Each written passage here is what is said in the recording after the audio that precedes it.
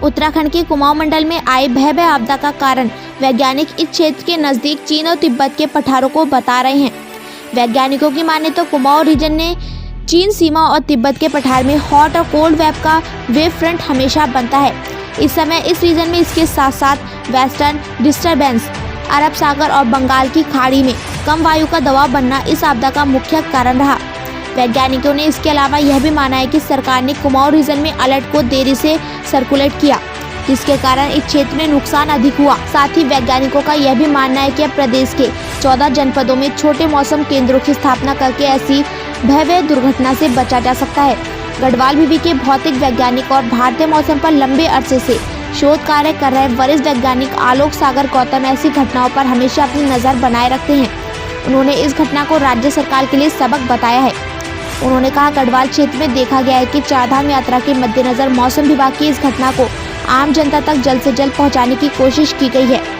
लेकिन कुमाऊं रीजन में इस तरह की तेजी नहीं दिखी,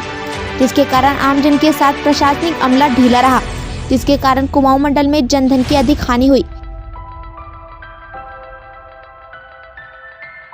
जो है वो 18-19 के आसपास मिल सकती है। तो जो अरब सागर बंगाल की खाड़ी से जो हवाएं चल रही थी और उनका जो जंक्शन, जब हमारा जो पश्चिमी विक्षोभ है जिसे हम कहते हैं भूमध्य सागर से उठने वाले तूफान, जो वो हवाएं जब एक साथ मिली तो वो हमारा रीजन जो है वो कहीं ना कहीं गढ़वाल और कुमायूं रीजन का रहा, इसीलिए जो उत्तराखंड में मोस्ट अफेक्टेड रहा। और इसमें अगर हम देखें दोनों, अगर गढ़वाल और कुमायूं रीजन की बात करें यहाँ पर, तो उसमें कुमायूं रीजन में एक तो अलर्ट की वजह से जो आपदा प्रबंधन है उतना, क्योंकि यहाँ पर जो हमारा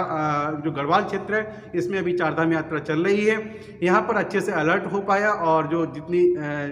जनहानि थी वो मतलब बहुत कम हुई। लेकिन उसी तरीके देखें कुमायूं क्षेत्र है, वहाँ पर जो है उतनी तरीके से हमारी आपदा प्रबंधन अगर और अच्छे तरीके से होता तो शायद इसका जो नुकसान है वो बहुत कम हो पाता। एक बड़ा क्योंकि मौसम एक इस तरीके का एक अनिश्चित है, इसको हम कहीं किसी तरीके से डिस्पर्स नहीं कर सकते। अगर बादल बने हैं तो कहीं ना कहीं पे बारिश होगी। समझने वाली बात यह है कि यहाँ पर जितने भी शोधकर्ता हैं, जितने भी साइंटिस्ट हैं, वो इस बात पे ज़्यादा विचार करें कि अगर हमारा अलर्ट हमने जारी कर दिया तो शासन प्रशासन जिस तरीके से अगर पहले से हमारे एक आम आदमी तक वो बात को कन्वे कर देता है, तो शायद ये है कि हम जितनी भी डिजास्टर हुआ है, जो आपदा आई है, इससे हम कहीं अच्छे से उबर सकते हैं। और यहाँ पर उत्तराखंड एक ऐसा स्टेट है, यहाँ पर जो यहाँ का एनवायरनमेंट है वो बहुत ही नाजुक है। यहाँ पर एक मॉनिटरिंग स्टेशन जिसे कहा जाता है, हम उत्तराखंड के जो हमारे स्टेट्स हैं, डिस्ट्रिक्ट्स हैं, वहाँ पर हम जो है मॉनिटरिंग स्टेशन इस तरीके से इस्टेब्लिश करें ताकि हमें हर तरीके का डाटा मिले और लगातार अगर इसकी एनालिसिस हो तो हम और अच्छे तरीके से इस बात को रख पाएंगे। और जो हमारी आपदा प्रबंधन की जो हमारी प्रणाली है उसके साथ हम कोऑर्डिनेशन करके हम इस तरीके से जो मौसम विभाग की जो भी जानकारियां हैं वो हम आम पब्लिक तक पहुंचाएंगे। और अगर ये सब चीज़ें होती हैं तो डेफिनेटली आगे आने वाले दिनों में आपदा से हम लोग बहुत निजात पा पाएंगे। कहना चाहेंगे अगर हम पिछले 5-6 साल का रिकॉर्ड देखें तो कुमायूं रीजन में चाहे पिथौरागढ़ है, आए दिन वहाँ पर क्लाउड बर्स्ट के इवेंट्स जो है वो लगातार बढ़ रहे हैं। और ये अभी तक कोई ऐसा निष्कर्ष नहीं निकला है, लेकिन हम मोटे मोटे तौर पर देखें तो क्योंकि वो जो है कुमायूं का रीजन है वो चीन से चीन के पास है, और दूसरा ये रहता है कि तुम्हारे तिब्बत के पठार हैं, तो वहाँ पर एक कोल्ड वेव और हॉट वेव का एक वेव फ्रंट बनता है जो वहाँ पर क्लाउड के फॉर्मेशन के लिए जो है बहुत ज़्यादा रेस्पॉन्सिबल होता है। और वहाँ पर इस तरीके के जब फॉर्मेशन होता है और ऊपर से हमारा वेस्टर्न डिस्टर्बेंस और फिर ये अरब सागर और बंगाल की खाड़ी से कोई भी जो कम दबाव के क्षेत्र, अगर वो तीनों चीज़ें अगर कहीं पर कन्फ्लुएंस होती हैं, कहीं पर मिक्स होती हैं, तो वो जो है अधिक बारिश का कारण बनती हैं। देखिए, इसको भारतीय मौसम विभाग के अनुसार जब भी हम बात करते हैं शोध की कि ऐसी घटनाएं क्यों होती हैं, तो जो भी सैटेलाइट्स हैं, जो इमेजेस हैं, उनकी इमेजेस के आधार पर हम जो है अपनी जो भी शोध है उसको हम रखते हैं, उसके आधार पर कोई निष्कर्ष निकालते हैं कि ऐसा क्यों हुआ होगा। इसके 2-3 फैक्टर्स हैं इसमें। अगर हम देखें कि हमारा जो साउथ वेस्ट मानसून है हाँ, उसके हिसाब से जो मानसून जो रहता है भारत में वो जनरली 14-15 सितंबर तक रहता है और उसके बाद जो है वो विड्रॉल हो जाता है। जैसे ही वो विड्रॉल होता है वैसे ही एक जो मानसून जो होता है, जो जितने भी हिमालयन स्टेट्स हैं, जितने भी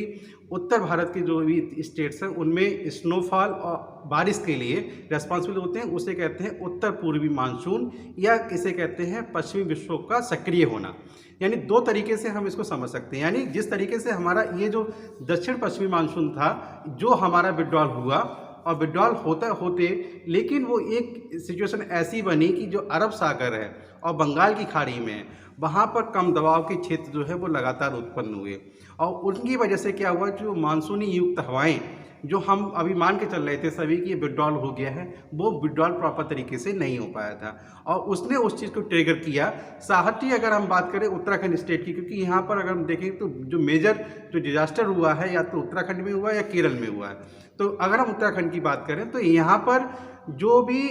जो भूमध्य सागर है वहाँ से उठने वाला जो तूफान है,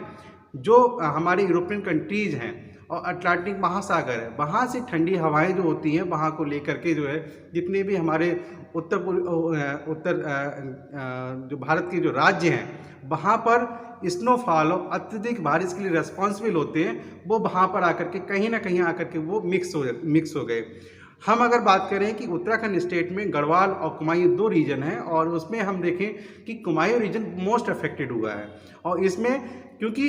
जो भारतीय मौसम विभाग है, विज्ञान विभाग है, उसने 5-6 दिन पहले ही इस बात का अलर्ट जारी कर दिया था कि हमारा जो 18 जो अक्टूबर है वो एक्सट्रीम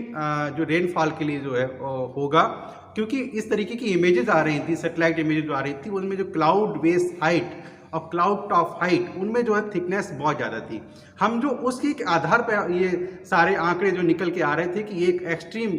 जो रेनफॉल की इवेंट्स जो है वो 18-19 के आसपास मिल सकती है। तो जो अरब सागर बंगाल की खाड़ी से जो हवाएं चल रही थी और उनका जो जंक्शन, जब हमारा जो पश्चिमी विक्षोभ है जिसे हम कहते हैं भूमध्य सागर से उठने वाले तूफान, जो वो हवाएं जब एक साथ मिली तो वो हमारा रीजन जो है वो कहीं ना कहीं गढ़वाल और कुमायूं रीजन का रहा।